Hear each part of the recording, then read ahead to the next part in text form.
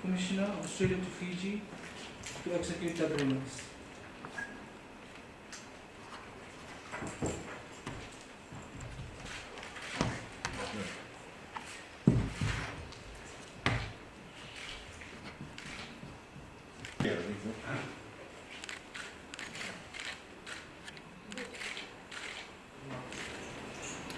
Thank you. Bula Vinaka, Honourable Minister, sorry I wasn't here actually when you were in Fiji. We of course were in Glasgow, and John Fix, the High Commissioner, Commissioner of Fiji, ladies and gentlemen. Honourable Minister, you actually said what I wanted to say, so I'll be very brief.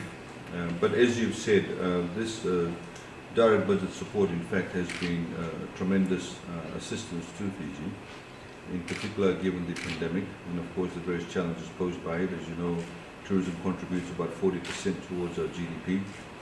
That's directly, and of course there's a number of ancillary industries and services sector that's dependent on the tourism sector itself. So there's an enormous impact on our economy.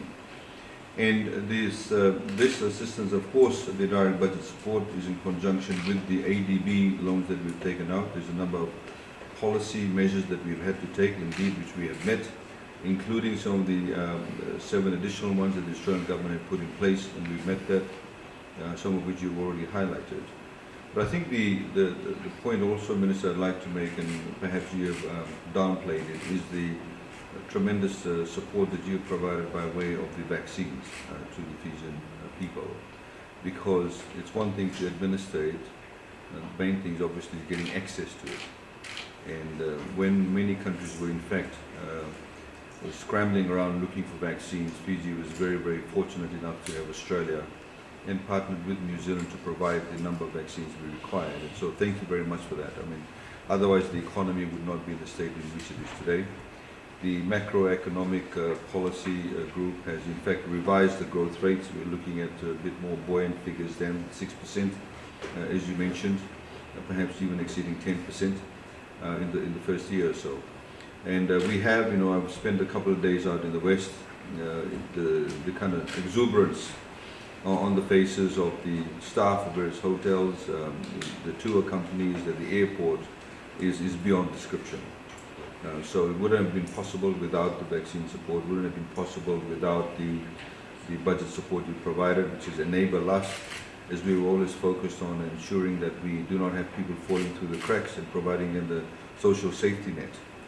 Which we did, for example, with the 360 and the $90 rollout.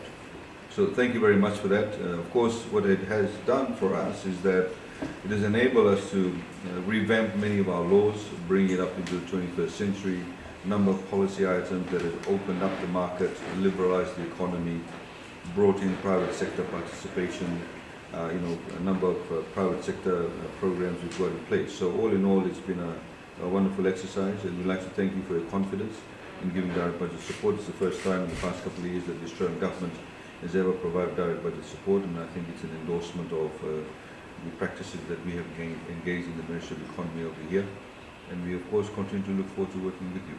And I'd like to again thank also over here on the ground the High Commissioner, who's done a wonderful job for you and indeed for us.